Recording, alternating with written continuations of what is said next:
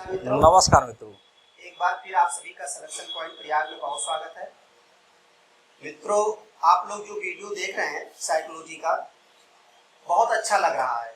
इतने कम समय में इतना सम्मान दिए हैं सर को कि सर मजबूर हो गए वीडियो बनाने के लिए। और आप लोग एक नोट्स बनाइए, ये नोट्स आपका बहुत काम आएगा, बहुत इंपॉर्टेंट नोट्स है। सीटेट, सुपर टेट, टेट और एग्जाम, हिंदुस्तान का कोई भी एग्जाम दोगे आप, जैसे बिहार टेट हो गया, एमपी टेट हो गया, तो वहां से यहाँ से क्वेश्चन पूछे जाएंगे। ठीक है, तो आप लोग एक नोट्स बनाइए, ये एक यूनिक नोट्स रहेगा आपका। शायद इस तरह कहीं यूट्यूब चैनल पे आपको कहीं मिले, तो आपको भटकने की जरूरत नहीं है। हमने सबसे पहले ही बोला था कि ये जो संस्थान कोचिंग है, क्वालिटी के साथ कोई समझौता नहीं करेगा। तो आपको उच्च क्वालिटी मिल रहा है, उसका फायदा लीजिए। और सर जो पढ़ा रहे हैं, अपना कीमती समय निकालकर इसका लाभ उठाइए। और सर के बारे में हम क्या बोले, आप लोग खुद दिखा ही दिए हैं। ठीक है, जो सम्मान आपने दिया इतना कम समय में, 2300 व्यूअर्स सर में पहुंच चुके हैं पहले वीडियो पे, ये बहुत बड़ी बात होती है। ठीक है, एक नए चैनल पे 2300 व्यूअर्स पहुंचना इतने कम समय एक बहुत बड़ी बात होती है। सब लोग प्लेटफॉर्म बनी बनाई प्लेटफॉर्म पे पहुंचते हैं, सर प्लेटफॉर्म खुद बनाए। ठीक है, तो इसके लिए बहुत बहुत धन्यवाद। और आप लोग सर का अगला टॉपिक देखिए। और वीडियो ज्यादा से ज्यादा आप लोग प्लीज रिक्वेस्ट करते हैं, सब्सक्राइब कीजिए और शेयर कीजिए, जिससे हम लोगों के अंदर और उत्साह है और हम लोग कंटिन्यू वीडियो जारी रखें। ठीक है, हमारी ताकत, सबसे बड़ी ताकत आप ही लोग। इसी के साथ आप सर का क्लास देखिए। नमस्कार। आप लोगों का सिलेक्शन पॉइंट प्रयागराज में पुनः स्वागत है। मित्रों, जैसा कि आप जानते हैं, पिछले टॉपिक में हम लोगों ने जो है सीटेट, टेट मनोविज्ञान के अंतर्गत जो है मनोविज्ञान के संप्रदाय नामक टॉपिक पे अध्ययन किया था। आज का देखिए टॉपिक मित्रों बहुत महत्वपूर्ण है, अधिगम। इसको ध्यान से पढ़िएगा, जो आप लोग जो है ये बहुत महत्वपूर्ण टॉपिक है जो है। और मित्रों जो है, एक बात मैं आप लोगों से कहना चाहता हूं, अगर आप लोगों को जो है वीडियो पसंद आ रहा है, समझ में आ रहा है, तो इसे जो है आपके भाई बहन होंगे जो है बीटीसी बीएड कर रहे होंगे जो है, या आपके सहपाठी मित्र होंगे जो है जो बीएड बीटीसी कर चुके होंगे, बहुत से लोग कर चुके होंगे जो है, बहुत से लोग कर रहे होंगे जो है, तो उनको अधिक से अधिक शेयर करिए जो है, जिससे कि उनको भी लाभ मिल सके जो है। देखिए अभी तक जो है हम लोग जो है 1500 लोगों को पढ़ाते थे जो है विभिन्न माध्यमों से, लेकिन जो है ऑनलाइन यूट्यूब के माध्यम से पढ़ाने का जो है हम लोग का जो है पांडे जी के निर्देशन में एक ही उद्देश्य है कि हजारों लाखों लोगों को जो है, जो हम लोग जो है व्यवस्थित तरीके से सामग्री बनाई है, उसका लाभ मिल सके। अब मैं पहले ही बता चुका हूं कि जो है हम लोगों का एक ही उद्देश्य है, सेवार्थ, कोई व्यवसायिक उद्देश्य नहीं है जो है। तो पुनः आप लोगों से कहना चाहता हूं कि मित्रों जो है, अगर आप लोगों को समझ में आ रहा है, आप लोगों को पसंद आ रहा है वीडियो, तभी इसको जो है अधिक से अधिक लोगों को जो है शेयर करिए। और अधिक से अधिक लोगों को जो है अगर इसका लाभ मिल पाता है, वह अपने जीवन में जो है इस सामग्री से सफल हो पाते हैं, तो हम लोगों को जो बहुत खुशी होगी जो है। और मुझे आशा और पूर्ण विश्वास है कि आप सफल होंगे जो है। इसका कारण क्या है? क्योंकि बहुत से लोग जो है हम लोग के पढ़ाए हुए विद्यार्थी जो है, छात्र जो है सफल हो चुके हैं जो है। इसी आशा विश्वास के साथ हम लोग जो है अपना जो है अगला टॉपिक शुरू करते हैं, अधिगम। अधिगम देखिए मित्रों जो है, हम लोगों ने पिछले टॉपिक में जो है मनोविज्ञान के संप्रदाय देखे थे। उसमें एक चीज मैंने बताया था आप लोगों को, जो है मूल प्रवृत्ति के सिद्धांत की शुरुआत किसने की थी। तो आप लोगों को जो है पता होगा, जो है 14 मूल प्रवृत्ति और 14 संवेग किसने दिए थे, तो मैकडूगल महोदय ने। लेकिन जो मूल प्रवृत्ति का, इसको बताना बहुत जरूरी था आप लोगों को, जो है मूल प्रवृत्ति का जो कंसेप्ट, जो संप्रत्यय सर्वप्रथम दिया था जो है, वह विलियम जेम्स महोदय ने दिया था जो है। इसको याद रखिएगा जो है। देखिए कोई चीज छोड़ी नहीं जाएगी जो है, ठीक। तो मूल प्रवृत्ति का कंसेप्ट किसने दिया था, संप्रत्यय किसने दिया था, विलियम जेम्स ने। और 14 मूल प्रवृत्ति और 14 जो है उससे संबंधित सवेग किसने बताए थे, तो जो है मैकडूगल महोदय ने। अब देखिए इसी में जो अगर मूल प्रवृत्ति की बात हो रही है तो एक चीज और बता दे रहा हूं, जीवन मूल प्रवृत्ति और मृत्यु मूल प्रवृत्ति किसने बताए थे, तो सिगमंड फ्रायड। इसको भी याद रखिएगा। अब बढ़ते हम लोग अधिगम की तरफ। देखिए अधिगम सीखना या लर्निंग, अधिगम क्या है मित्रों। अब देखिए मैं क्लास में जब पढ़ाता हूं तो पूछता हूं अधिगम क्या है, तो छात्र तुरंत खड़े होकर बताते हैं सर जो है सीखना है, फिर कोई बताता है लर्निंग है, ठीक। तो अधिगम सीखना लर्निंग एक ही चीज है जो है। फिर मैं पूछता हूं अच्छा बताइए आप लोग जो है अधिगम लर्निंग और सीखना क्या है, तो लोग छात्र हंसने लगते हैं, लेकिन बहुत से छात्र जानते भी हैं। तो ये देखिए तीनों एक ही चीज है, अधिगम कहिए चाहे सीखना कहिए चाहे लर्निंग कहिए जो है। तो इसका अर्थ क्या है मित्रों जो है, तो इसका अर्थ क्या है, अनुभव द्वारा जो है व्यवहार में परिवर्तन को ही क्या कहते हैं हम जो है, सीखना कहते हैं, अधिगम कहते हैं या लर्निंग कहते हैं। अर्थात परिपक्वता की ओर बढ़ते हुए जो है अनुभवों से लाभ उठाने की क्षमता को हम क्या कहते हैं, अधिगम कहते हैं। अर्थात अनुभव द्वारा व्यवहार परिवर्तन को अधिगम कहते हैं जो है। अब जैसे आप लोग जो है बीएड बीटीसी करते हैं कि नहीं करते हैं, करते हैं। तो क्या जाते हैं तो आप शिक्षण के सारे तत्व जानते हैं, नहीं जानते हैं, लेकिन 2 साल करते करते आपको पता चल जाता है कि कैसे पढ़ाना है, कैसे खड़ा होना है, ठीक। कक्षा में जो है कैसे जो है छात्रों पर दृष्टि रखनी है जो है। धीरे धीरे 2 साल के अंदर आप लोगों को जो है शिक्षा संबंधित काफी परिपक्वता हो जाती है। तो इसी परिपक्वता को हम क्या कहते हैं, अधिगम कहते हैं, सीखना कहते हैं, ठीक। देखिए हम अब फिर अगला प्रश्न आया कि सीखने का आधार क्या होता है। सीखने का कोई आधार तो होता होगा, तो याद रखिएगा मित्रों जो है सीखने का आधार जो है मैच्योरिटी है, परिपक्वता है। और क्या है, प्रेरक, प्रेरक है। अगर हम जो है हमारे अंदर जो परिपक्वता है, अगर हम कहीं ना कहीं से किसी से प्रेरित हो रहे हैं तो हम क्या करते हैं, तेज गति से सीखेंगे जो है, और अपने जीवन में तेज गति से क्या करेंगे, सफलता हासिल करेंगे। तो ये आधार हो गया मित्रों। अब एक प्रश्न और, हम क्यों सीखते हैं, क्यों हम पढ़ते हैं, क्यों लिखते हैं जो है, क्यों बीएड बीटीसी करते हैं जो है, शिक्षक बनने के लिए ना, क्यों आईएएस पीसीएस की तैयारी करते हैं जो है, एक सर्विस के लिए ना।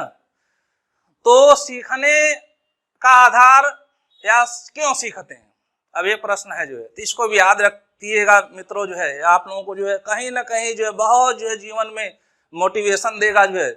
इसका बताने का मेरा एक ही कारण है। देखिए हम सीखते क्यों हैं, सीखते क्यों हैं, तो इसमें जो है इसको हम कहते हैं सीखने की प्रक्रिया, अधिगम की प्रक्रिया। हम क्यों सीखते हैं, उसके मूल में क्या छिपा होता है, आवश्यकता। बिना आवश्यकता का हम कोई काम नहीं करते हैं, तो उसके मूल में छिपा रहता है आवश्यकता या प्रयोजन या प्रेरक। प्रेरक क्या होता है, जो हमको जो है बार बार गति देता है, बार बार ढकेलता है सीखने के लिए, तो उसके मूल में छिपा होता है प्रेरक। प्रेरक क्या होता है, रोटी कपड़ा मकान।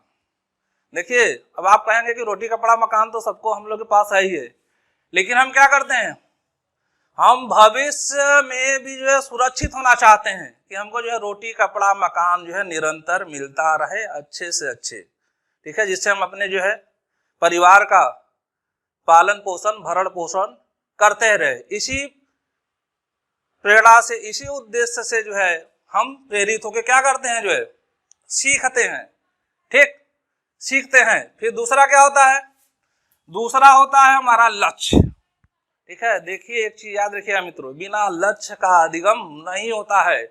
तो अपने जीवन में जो है लक्ष्य बनाना बहुत जरूरी है। अब इसके माध्यम से मैं समझा रहा हूं आप लोग को। दूसरा होता है लक्ष्य, तीसरा होता है समायोजन, चौथा होता है परिवर्तन। बिना लक्ष्य के हम कोई काम कोई अधिगम की प्रक्रिया नहीं चलती है। तो एक लक्ष्य हमको अपने जीवन में बना ही लेना चाहिए कि कहाँ तक जाना है हमको जो है, या कहाँ तक सफलता हासिल करनी है, या क्या करना है। तो हम एक लक्ष्य बना लेते हैं। जैसे आप लोग लक्ष्य अभी बना लिए हैं कि हमको शिक्षक बनना है जो है, तो उस अब शिक्षक बनना तो कैसे बनना है भाई जो है, बस कहने से बन जाना है क्या?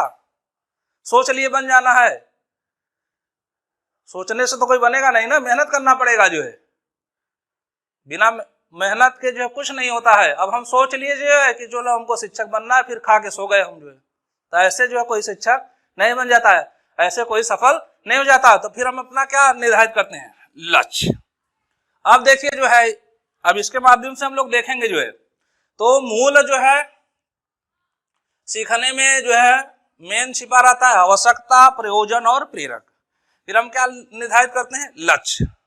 फिर हम क्या करते हैं? जो बहुत से अनुक्रियाएं करते हैं, बहुत से अनुक्रियाएं करते हैं जो है अपने लक्ष्य को प्राप्त करने के लिए जो है। लेकिन कभी कभी जो है क्या होता है, पहली बार में हम असफल हो जाते हैं। बहुत से लोग सफल भी हो जाते हैं पहली बार में, अगर उनको सही चीजें मिल गई, सही लोग मिल गए जो है, समस्त चीजें उनको उपलब्ध हो गई, तो पहली बार में भी सफल हो जाते हैं। लेकिन बहुत से लोगों को जो है सही चीजें नहीं मिलती है, सही लोग नहीं मिल पाते हैं, तो उनको समय लग जाता है।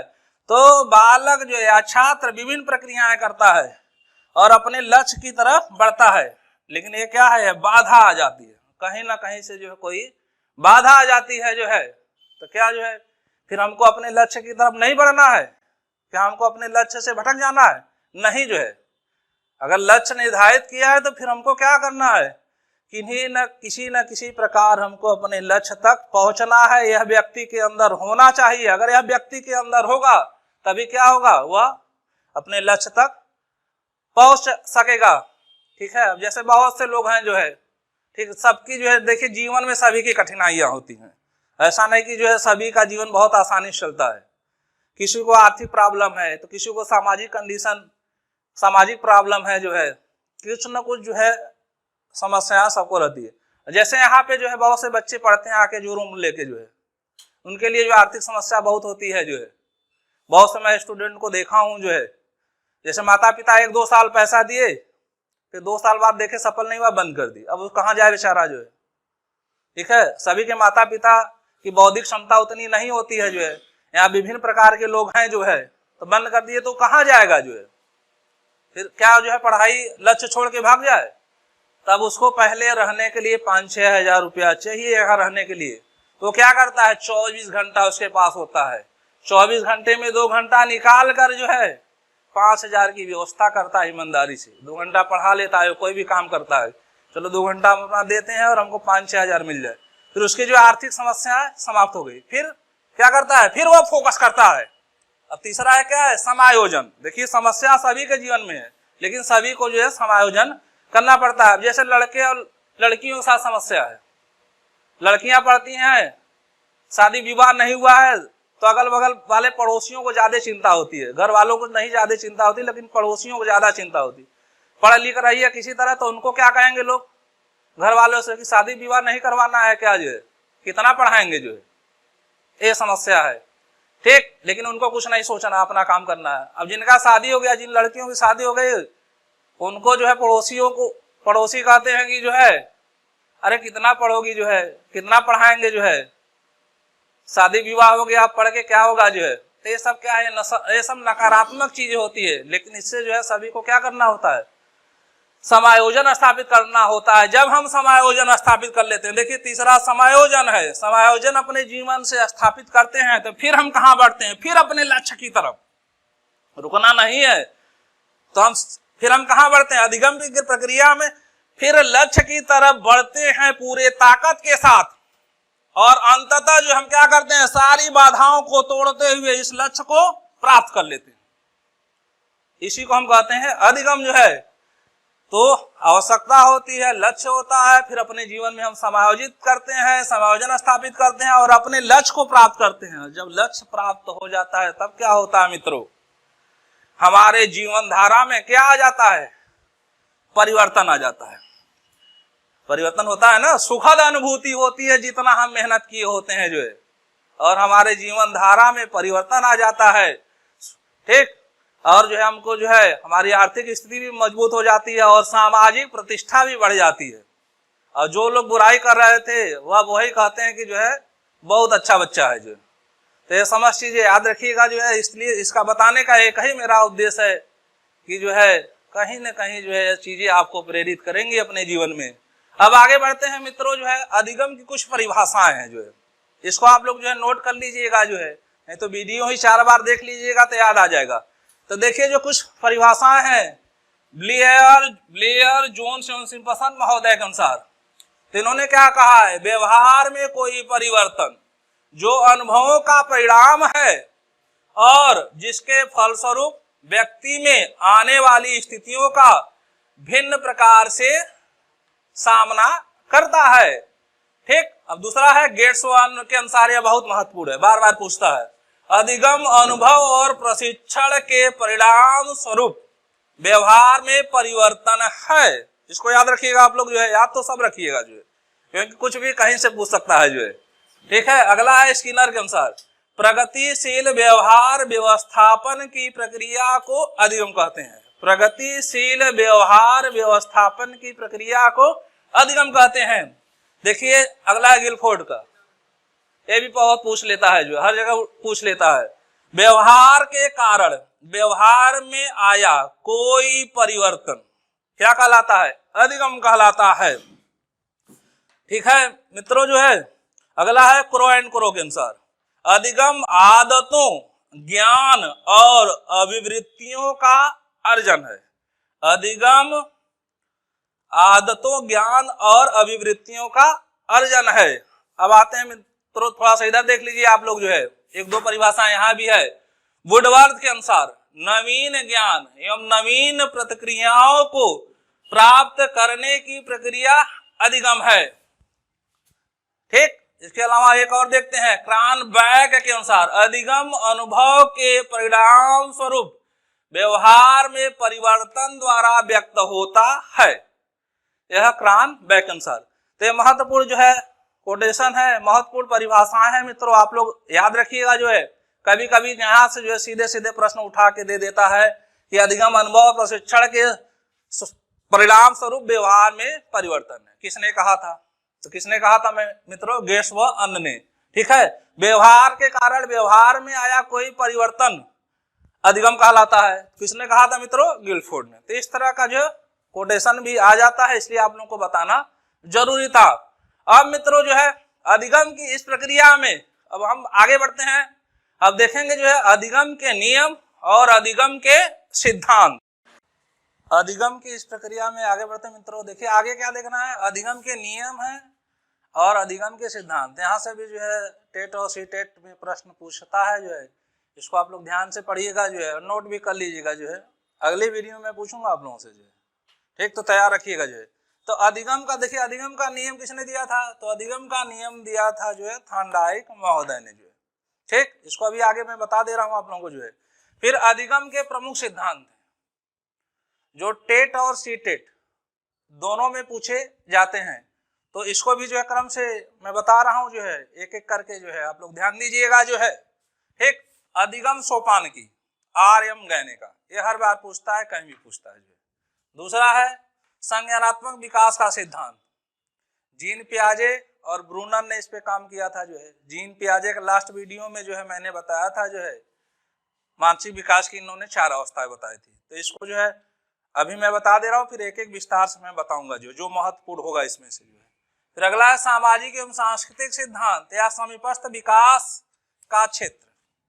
समीपस्थ विकास का क्षेत्र। ठीक है मित्रों। अब देखिए इन दोनों से आपका जो है सीटेट में हर साल जो है 2-3 प्रश्न पूछता है, सामाजिक एवं सांस्कृतिक सिद्धांत या समीपस्थ विकास का क्षेत्र। किसका है, लेव सिमकोइच-वाइगोत्स्की। इनको वाइगोत्स्की कहते हैं, लेकिन इनका पूरा नाम क्या है, लेव सिमकोइच-वाइगोत्स्की। तो इसको भी याद रखिएगा। फिर अगला है नैतिक विकास का सिद्धांत, कोहलबर्ग, बहुत महत्वपूर्ण। ठीक। फिर अगला है अंतर्दृष्टि का सिद्धांत या सूझ का सिद्धांत, कोहलर। पिछले वीडियो में बताया था जो है, कोहलर ने जो है किस पे जो है प्रयोग किया था, तो वन मानुस पे, चिंपैंजी पे। क्या नाम था उसका, सुल्तान। इन दोनों को मैं साथ लिखा हूं, इसलिए लिखा हूं कि आप लोग जो है बहुत से बच्चे गड़बड़ कर देते हैं। तो नैतिक विकास का सिद्धांत किसका है? कोहल वर्ग का। और जो अंतर्दृष्टि या सूझ का सिद्धांत किसका है? कोहलर का। मैं कभी पूछता हूं कि जो है नैतिक विकास का सिद्धांत क्या है, तो लोग कोहलर बता देते हैं, इसलिए इसको मत भूलिएगा, याद रखिएगा। नैतिक विकास का सिद्धांत कोहल वर्ग और अंतर्दृष्टि या सूझ का सिद्धांत इनसाइड थ्योरी भी कहते हैं कोहलर। ठीक, अगला है जो है समीपता का सिद्धांत, थ्योरी ऑफ कॉन्टिग्यूटी। किसने दिया था मित्रों? गुथरी। बहुत से लोग पढ़े होंगे, बहुत से लोग इसके बारे में अभी नया होगा, जो है उन लोगों को नया लग रहा होगा, लेकिन यहां से भी प्रश्न आते हैं जो है। फिर अगला मित्रों सामाजिक अधिगम का सिद्धांत या प्रेक्षणात्मक थ्योरी या अवलोकनात्मक सिद्धांत किसका है? बंडूरा का। कौन है मित्रों? बंडूरा, याद रखिएगा। फिर अगला है शास्त्रीय अनुबंधन का सिद्धांत। अब देखिए अभी एक एक नाम बता रहा हूं, जब एक एक थ्योरी बताऊंगा तो इसके कई नाम मैं बता दूंगा कि कहीं से भी आपका प्रश्न आए आप गलती ना करेंगे, छूटने ना पाए आपका। शास्त्रीय अनुबंधन का सिद्धांत पावलोव, किस पे प्रयोग किया था इन्होंने? कुत्ता पर। ठीक, याद आ रहा है ना आप लोगों को? पढ़े होंगे बीएड बीटीसी में तो याद आ रहा होगा। फिर अगला है उद्दीपक अनुक्रिया का सिद्धांत, अनुबंधन का सिद्धांत या सार थ्योरी भी कहते हैं इसको, स्टिमुलस रिस्पॉन्स बाउंड थ्योरी। इसका है थॉर्नडाइक। थॉर्नडाइक ने किस पे प्रयोग किया था? बिल्ली पर। ठीक, याद रखिएगा, आगे मैं बताऊंगा। और फिर क्रिया प्रसूत अनुबंधन का सिद्धांत किसका मित्रों? स्किनर। किस पे प्रयोग किया था इन्होंने? चूहा और कबूतर पर। ठीक, अगला है प्रबलन का सिद्धांत या पुनर्बलन का सिद्धांत या रीइंफोर्समेंट सिद्धांत कहते हैं, तो किसका है? हल का। फिर क्षेत्र का सिद्धांत कोर्ट लेविन का। फिर अगला है चिन्ह अधिगम का सिद्धांत टालमैन का। भाषा विकास का सिद्धांत देखिए महत्वपूर्ण है, बार बार पूछता है। भाषा विकास का सिद्धांत किसका भाई? चमोत्स्की, चमोत्स्की। फिर अगला है मनोसामाजिक सिद्धांत एरिक्सन, याद रखिएगा सब, भूलने ना पाए, तैयार हो जाए आप लोगों का जो है। अगला है सामाजिकरण का सिद्धांत जेड, सूचना प्रक्रिया का सिद्धांत रोजर्स, मनोलैंगिक सिद्धांत सिगमंड फ्रायड, ये भी बहुत महत्वपूर्ण है। मनोलैंगिक सिद्धांत या मनोविश्लेषणवाद का सिद्धांत, ठीक है, ये भी बहुत महत्वपूर्ण है जो है, आगे इस बृहद रूप से आप लोगों को बताया जाएगा जो है। तो ये समस्त सिद्धांत है जो है, इसको आप पढ़ लीजिएगा, नोट भी कर लीजिएगा जो है, याद कर लीजिएगा। कभी कभी सीधे सीधे सिद्धांत उठा के पूछ देता है जो है। ठीक है मित्रों, फिर आगे बढ़ते हैं जो है। अब एक चीज हम लोग देख लेते हैं, अधिगम का नियम, इसको विस्तार से देख लेते हैं। फिर अगले वीडियो में जो है जो महत्वपूर्ण है टॉपिक, जो महत्वपूर्ण सिद्धांत है, एक एक पे जो है चर्चा करते हुए आप लोगों को जो है समझाने का प्रयास किया जाएगा। तो अधिगम का नियम,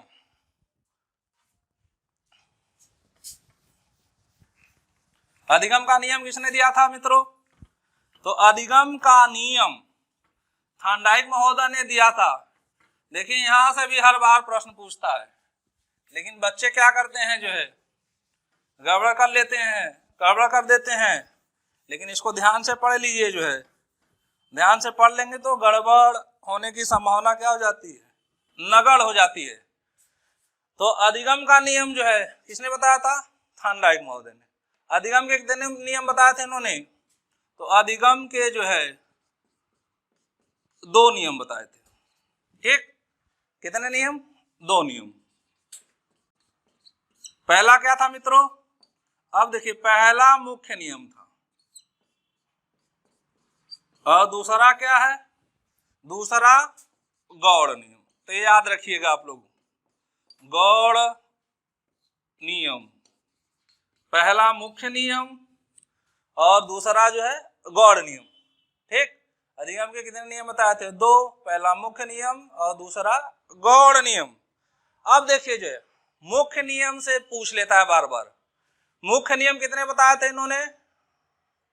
कितने बताए थे? तो मुख्य नियम 3 बताए थे जो है। ठीक है, ये बहुत महत्वपूर्ण है। ठीक, पहला तत्परता का नियम, तत्परता का नियम। अब मित्रों जो है दूसरा क्या था? अभ्यास का नियम। अभ्यास का नियम। तीसरा क्या है? अभ्यास के नियम को इसको जो है इसमें दो और हैं, जो है प्रयोग का नियम और अनुप्रयोग का नियम। अनुप्रयोग का नियम, ठीक।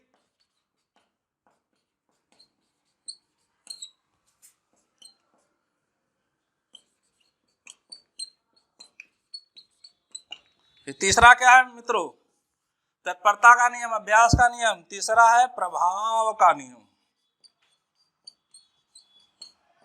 अब याद रखिएगा, इसमें भी दो है, संतोष का नियम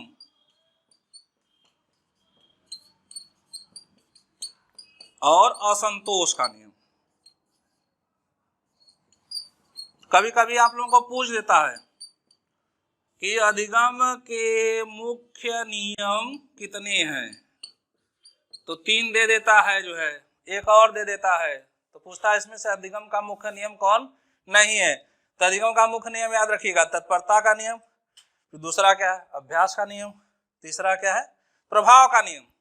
अब देखिए, इसको थोड़ा विस्तार से समझ लेते हैं, फिर आगे बढ़ते हैं। गौड़ नियम देखिए, तत्परता का नियम क्या कहता है, जो है बहुत महत्वपूर्ण है, जो है शिक्षण प्रक्रिया में, शिक्षण जगत में जो है थॉर्नडाइक का जो नियम है, बहुत महत्वपूर्ण नियम है मित्रों। जो है आप एक शिक्षक बनने जा रहे हैं या शिक्षक हैं, तो इन समस्त चीजों का आपको जो है ज्ञान होना चाहिए, जो है ठीक। एक प्रश्न पूछ लेता हूं इसी बीच में, जो है शिक्षक को कितने अंश कोड पे खड़ा होकर लिखना चाहिए मित्रों? पिछली बार बताया था मैंने, तो याद रखिएगा 45 अंश कोड पे। मैं देखता हूं बहुत से लोग जो हैं अच्छे अच्छे स्कूलों में पढ़ाते हैं, लेकिन जो है 45 अंश कोड पे नहीं लिखते हैं, जो है ठीक, भूल जाते हैं या नहीं पता है। तो इसको हमेशा याद रखिएगा, 45 अंश कोड पे खड़ा होकर लिखना चाहिए, क्योंकि इससे क्या होता है, इससे जो है छात्र आप लिखते जाएंगे, वह देखते जाएंगे, जो है इसको कभी मत भूलिएगा, 45 अंश कोड पे खड़ा होकर लिखना चाहिए। इसी तरह जो है ठीक मित्रों। तो तत्परता का नियम क्या कहता है? देखिए, आप किसको सिखा सकते हैं? जो सीखने के लिए तत्पर होगा, जो है उसी को नहीं सिखा सकते हैं। तो जीवन में तत्परता बहुत जरूरी है। अगर बच्चा, अगर स्टूडेंट, अगर छात्र सीखना चाहता है, तभी जो है आप उसको सिखा सकते हैं। जो है जैसे आप जो है घोड़े को जो है नदी के किनारे ले गए, जो है ले गए नदी के किनारे, जो है उसको पानी पिलाना चाहते हैं जबरदस्ती, तो पिएगा क्या? कितना भी मारिए, जो है नहीं पिएगा। जो है तो जब तक बालक जो है स्वतः तत्पर नहीं होगा, तब तक उसको आप नहीं सिखा सकते। इसलिए तत्पर होना बहुत जरूरी है। अगर आप तत्पर हैं सीखने के लिए, तभी आप सीख पाएंगे, जो है ठीक है। और किसी ने कहा भी है कि तत्पर, अगर जो तत्पर है सीखने के लिए, समझ लिए आधी लड़ाई क्या हुई, आधी लड़ाई वह जीत ली है, जो है। फिर अगला है मित्रों अभ्यास का नियम। देखिए, महत्वपूर्ण चीज है। अभ्यास क्या है? अभ्यास किसी क्रिया को बार बार करना, जिससे वह क्रिया क्या हो जाती है, जिससे वह क्रिया मजबूत हो जाती है, दृढ़ हो जाती है, फिर भूलने का चांस नहीं रहता है, जो है। और फिर हम एग्जाम देते हैं या जीवन की कोई भी परीक्षा देते हैं, उसमें हम क्या होते हैं, बड़े आसानी से सफल हो जाते हैं। तो अभ्यास बहुत जरूरी है। ये नहीं कि एक दिन पढ़ लिए फिर 5 दिन आराम से सो गए, 5 दिन आराम से सो गए, जो है तो इससे सफलता नहीं मिलती है। निरंतर अभ्यास जरूरी है। तो इसमें 2 नियम है भाई, प्रयोग का नियम, अनुप्रयोग का नियम। तो जो चीजें जो है निरंतर प्रयोग की जाती है, वो हमारे स्मृति पटल पे जो है, हमारे खोपड़ी में जो है रहती है, जो है। और जब हम अनुप्रयोग करते हैं, नई चीज करते हैं, तो वह चीजें स्मृति पटल से हट जाती हैं। तो याद रखिएगा मित्रों, जब तक हमको सफलता नहीं मिल जाती है, तब तक निरंतर अभ्यास करते रहना चाहिए, जो है ठीक।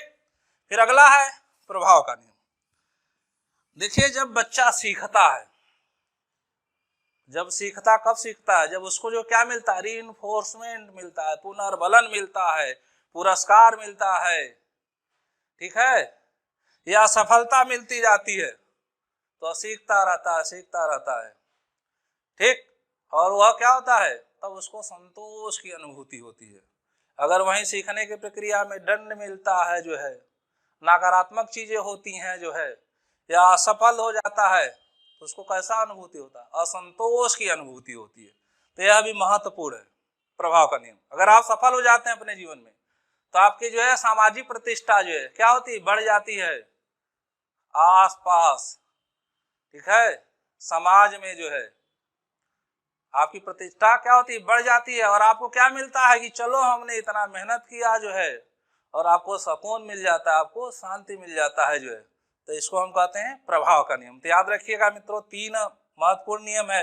देखिए अधिगम के नियम 2 है, लेकिन इसमें 2 में मुख्य नियम कितने हैं? 3।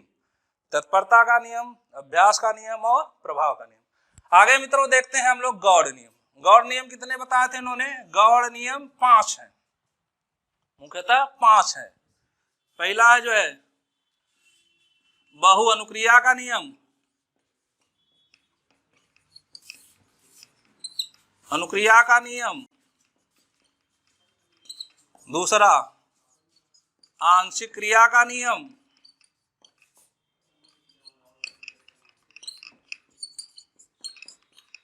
फिर अगला है मनोवृत्ति का नियम।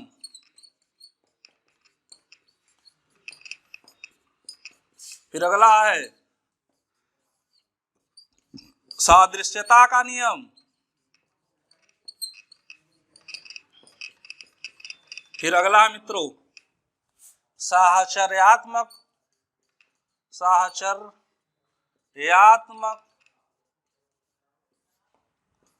परिवर्तन का नियम। देखिए इसको भी आप जानते रहिए जो है, थोड़ा सा मैं बता दे रहा हूं। इसमें जो है यहां से भी कभी कभी पूछ लेता है, तो इसको भी जानना बहुत जरूरी है आप लोगों को। ठीक, अब यहां से क्या पूछता है? अब यह क्या है जो है, पहले इसको समझ लीजिए। जो देखिए बहुत से अनुक्रिया का नियम, बहु अनुक्रिया का नियम।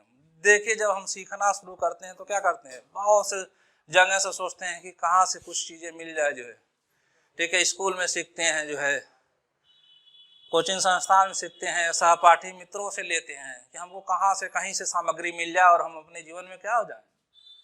तो अनेक जगह से हाथ पैर मारते हैं सीखने के लिए और अपने जीवन में सफल होने के लिए। तो इसको कहते हैं बहु अनुक्रिया का नियम। फिर दूसरा आंशिक क्रिया का नियम। आंशिक क्रिया का नियम क्या है? अब जो है कोई एक ही जगह पढ़ के सफल हो जाता है, घर में ही पढ़ के सफल हो जाता है, स्कूल में पढ़ के ही सफल हो जाता है, तो इसको हम क्या कहते हैं? आंशिक क्रिया से ही जो एक ही क्रिया से वह जो है सीख लेता है, तो इसको हम कहते हैं आंशिक क्रिया का नियम। अगला है मनोवृत्ति का नियम। देखिए मनोवृत्ति क्या है? जैसी हम मनोवृत्ति पाल रहते हैं, कभी कभी जो है हमको लगता है कि नहीं हम एक ही बार में सफल हो जाएंगे। ठीक, तो अगर हम मनोवृत्ति पाल लिए कि नहीं हमको जो है यहाँ तक पहुंचना है, हमको शिक्षक बनना है तो बनना है, जो है हमको IAS होना है, PCS होना है तो होना है, तो हम जैसी मनोवृत्ति पाल लेंगे जो है, जैसा हम सोचते हैं उसी तरह हम क्या होते हैं? बन जाते हैं। लेकिन उसके साथ मेहनत बहुत जरूरी है, बस सोचने से नहीं होता है, कर्म करना होता है पूरे लगन से, पूरे निष्ठा के साथ। तो इसको हम कहते हैं मनोवृत्ति का नियम। अगला सादृश्यता का नियम। अब देखिए मित्रों, जो अधिगम की प्रक्रिया में कभी कभी ऐसी कंडीशन आ जाती है कि हमारा सीखने का मन ही नहीं करता है। लगता है कि जो है हम BEd BTC किए हैं, MA MSc किए हैं, जो है इतना दिन से बचपन से पढ़ रहे हैं, जो है पढ़ना हमारा निरर्थक है, अब जीवन में हम सफल नहीं हो पाएंगे। कभी कभी ऐसी कंडीशन होती है, कभी बहुत लोगों के साथ हो जाती है, सभी के साथ हो जाती है। कभी कभी जो है मानव है, मानव स्वभाव है, 14 मूल प्रवृत्ति है, 14 संवेग सभी के अंदर है। तो कभी कभी ऐसी कंडीशन आ जाती है कि अब हम जीवन में सफल नहीं होंगे, कुछ हो ही नहीं रहा है, जो सफलता मिल ही नहीं रही है। तो जब ऐसी निराशा छा जाती है तो हम क्या करते हैं? अपने जो है पूर्व में जो है जो भी परीक्षाएं दिए हैं, जो है जो भी सीखे हैं, फिर उधर हम दृष्टि डालते हैं कि कभी तो जीवन में सफल हुए होंगे, जो है कोई परीक्षा तो निकाले होंगे, जो इतना दिन से पढ़ रहे हैं, हाई स्कूल पास किए होंगे ईमानदारी से, इंटर पास किए होंगे, जो है ग्रेजुएशन पास किए होंगे, जो है कोई इंट्रेंस परीक्षा निकाले होंगे, कहीं तो कुछ सफल हुए होंगे। तो फिर हम याद करते हैं कि हाँ एक बार तो हम जो सफल हुए थे, जो है 80% वहां पाए थे, जो है तो आज क्यों नहीं सफल हो सकते हैं। तो उस सफलता को याद करते हुए पुनः प्रेरित होकर आगे बढ़ने का प्रयास करते हैं, जो है इसी को हम कहते हैं सादृश्यता का नियम। फिर अगला मित्रों जो है साहचर्यात्मक परिवर्तन का नियम, फिर वही कंडीशन आ गई। फिर लगता है कि पैसा ही नहीं है, कैसे पढ़े, आगे पीछे कोई नहीं है, दुनिया में हम ही अनाथ हैं, ठीक, उसके तो माँ बाप पढ़ा रहे हैं, हमारा तो कोई नहीं है जो है। ऐसी कंडीशन आ जाती है, ऐसी निराशा आ जाती है, तो फिर हम क्या करते हैं, साहचर्यात्मक परिवर्तन के नियम में ऐसी कंडीशन आती है ना, सभी के साथ आती है कि माँ बाप पैसा नहीं दे रहे हैं, ठीक है, सबसे बेकार तो हम ही हैं जो है, या बहुत से कंडीशन होती है, तो हम सोच लेते हैं सबसे दीनहीन हम ही हैं। तो उस कंडीशन में हम अपने जो है इस नियम के अंतर्गत उस कंडीशन में हम अपने नीचे वालों को देखते हैं, किसी संवेदनशील परिस्थिति से अपने आप को जोड़ते हैं। हमसे नीचे भी तो बहुत से लोग जो है रहे होंगे जो है, जो सफलता प्राप्त करके आज ऊंचाइयों पर हैं, तो उन लोगों को याद करते हैं, वहां से प्रेरणा लेते हैं। जैसे एक उदाहरण दे रहा हूं मैं, बिहार का एक लड़का था जो है IAS की तैयारी कर रहा था जो है, उसकी आर्थिक स्थिति बहुत खराब थी, पिताजी के पास कोई रोजगार नहीं था जो है, लेकिन मन में जोश था, पिता पुत्र दोनों को जो है, तो उन्होंने क्या किया, उसको IAS की तैयारी करने के लिए दिल्ली भेज दिया। पैसा ही नहीं था, पिताजी उसके रिक्शा चलाते थे, आधा पैसा वह देते थे और आधा पैसा जो है बच्चा लड़का जो है अपना व्यवस्था करता था। अब दोनों की मनोवृत्ति क्या रही होगी, वो अपने पिता के बारे में सोचता होगा तो क्या सोचता होगा, और पिता अपने पुत्र के बारे में सोचता होगा तो कैसी संवेदना रही होगी, आप लोग सोचिएगा जो है। तो ऐसी कंडीशन से हम लोग जोड़ के जो है पढ़ने का प्रयास करते हैं। फिर अंततः क्या हुआ जो है, लड़का मेहनत किया जो है और जो है फिल्म्स निकाल लिया, जो प्रारंभिक परीक्षा पास कर लिया। फिर उसके पिता ने कहा बेटा तुम छोड़ दो जो है कोचिंग, पढ़ाना छोड़ दो जो है, ट्यूशन वगैरह छोड़ दो। फिर पिता ने क्या किया जो है, अपना आधा जमीन बेच के उसको पढ़ा दिया। लड़का पूछा पापा पैसा कहाँ से लिए हैं, दिए हैं जो है मुझे, तो जान रहा था पिताजी के पास इतना कोई इनकम नहीं है, जब पैसा रहता है तो रिश्तेदार नातेदार भी जो है देने में जो है क्या करते हैं, आनाकानी करते हैं, कोई देता नहीं जल्दी जो है। तो फिर लड़के ने पूरे लगन के साथ मेहनत की जो है, अंततः क्या हुआ जो है, अंततः IAS में जो है सफल हुआ जो है, 4वीं 5वीं रैंक आई जो है। तो ऐसे कंडीशन से हम जोड़ के क्या करते हैं जो है, अपने अंदर जो जोश लाते हैं जो है, और पुनः जो है अधिगम करने का जो है, सफलता प्राप्त करने का प्रयास करते हैं। इसी को कहते हैं साहचर्यात्मक परिवर्तन का नियम। तो मित्र हो गया अधिगम का मुख्य नियम, अधिगम का गौड़ नियम, याद रखिएगा आप लोग जो है। मुझे आशा और विश्वास है कि जो है आप लोगों को समझ में आ रहा होगा जो है, समझने का प्रयास करिएगा जो है, 1-2 बार वीडियो घुमाते रहिएगा जो है, समझ में आ जाना चाहिए जो है, प्रयास यही है जो है। और पूरे विश्वास के साथ कहता हूं कि अगर आप इतना पढ़ लिए ना, तो जरूर जो है टेट सीटेट या कोई भी जो है परीक्षा जो है जिसमें आपका जो है यहाँ से मनोविज्ञान या शिक्षा से कोई भी जो है प्रश्न आता है, आपका प्रश्न जो है निकल जाएगा। यह आशा विश्वास इसलिए मुझे है कि बहुत से लोग सफल हो चुके हैं जो है, हम लोगों के पढ़ाए जो है बहुत से लोग जो बड़े आसानी से सफल हो गए जो है, जो 2-2 3-3 साल से निकल नहीं रहा था, लेकिन जो है संयोग मिला, हम लोग से मुलाकात हुई और पढ़ाए जो है, तो लोग जो है एक ही बार में सफल हो गए। इसलिए याद रखिएगा जो है, कुछ प्रश्न अब हो जाए जो है, देखें आप लोग पढ़ते हैं कि नहीं जो है। ठीक, अंतर्दृष्टि का सिद्धांत किसने दिया मित्रों, किसने दिया है, कोहलर की कोहलर, कोहलर। ठीक, मूल प्रवृत्ति 14 मूल प्रवृत्ति 1400 में किसने बताए हैं, विलियम जेम्स कि मैकडूगल, मैकडूगल। ठीक, तो इसके बाद जो है किसने कहा था, किसने कहा था मुझे एक बालक दे दो, उसको जो आप चाहोगे मैं बना दूंगा, किसने कहा था, JB वाटसन। ठीक, कितने अंश कोण पे खड़ा होकर जो है टीचर को जो है बोर्ड पे लिखना चाहिए, इसको जरूर याद रखिएगा आप लोग जो है, अगर एक व्यवस्थित शिक्षक बनना चाहते हैं तब कितने अंश कोण पे लिखना चाहिए मित्रों, तो 45 अंश कोण पे खड़े होके लिखना चाहिए। किसने कहा था, व्यवहार के कारण व्यवहार में आया कोई भी परिवर्तन अधिगम कहलाता है, अभी मैं लिखा था, किसने कहा था, गिलफोर्ड। इसी तरह जो है चीजें याद रखिएगा जो है। भाषा विकास का सिद्धांत किसका है, चामोस्की। ESR थ्योरी किसने दिया है? थॉर्नडाइक। ESOR थ्योरी किसकी है? वुडवर्थ। किसने कहा था? मनोविज्ञान ने आत्मा का परित्याग किया, फिर मन का परित्याग किया, फिर पुनः उसने अपनी चेतना खोई, अब व्यवहार की विधि को स्वीकार करता है। तो किसने कहा था मित्रों? वुडवर्थ। ठीक, तो इसी तरह जो है मैं लास्ट में 5 मिनट जो है 10 5 15-20 प्रश्न मैं रोज जब भी वीडियो बनाऊंगा जिसमें पूछ लूंगा जो है, तो इससे आप लोगों को क्या होगा, रिवीजन में या अभ्यास में जो है या चीजें आप लोगों के मेमोरी पटल में जो है याद होने में जो है सहायक रहेगी। इसी तरह आप लोगों की तैयारी भी हो जाएगी। ठीक है मित्रों, जो है अगर जो है देखिए वीडियो पसंद आए, जो है अगर पसंद आए तब तो इसको लाइक जरूर कर दिया करिए जो है, और सब्सक्राइब कर लीजिए जो है कि आप लोगों को जो है स्वतः जब हम लोग अगली वीडियो बनाए तो मिल जाए जो है, और अधिक से अधिक लोगों को शेयर कर दीजिए जिससे अधिक से अधिक लोगों को जो है इसका लाभ मिल सके। और आपके लाभ में ही हम लोगों को खुशी है, हम लोगों को संतुष्टि है। इसी के साथ मित्रों जो है अब अगली वीडियो में जो है अगली टॉपिक के साथ मिलते हैं। जो है अगली टॉपिक क्या है? यही जो मनोविज्ञान के जो अधिगम के अंतर्गत प्रमुख सिद्धांत हैं, एक एक सिद्धांत पे हम लोग जो है चर्चा परिचर्चा करेंगे। जो है जीन पियाजे का है जो है संज्ञानात्मक सिद्धांत। सामाजिक एवं सांस्कृतिक सिद्धांत किसका है? जो है सामाजिक एवं सांस्कृतिक सिद्धांत या समीपस्थ विकास का सिद्धांत जो है, तो याद रखिएगा जो है अभी ये यहाँ से आपका सीटेट में आता है जो है। और इसी तरह जो है बहुत से सिद्धांत है मित्रों जो है, तो वाइगोत्स्की का जो है ये सब जो है आपका सीटेट में सीधे सीधे आते हैं। तो यहाँ से आप लोगों को बताया जाएगा जो है, समझाया जाएगा जो है, पूरी कोशिश रहेगी। तो अगले वीडियो में जो है अगली टॉपिक के साथ मिलते हैं मित्रों। धन्यवाद।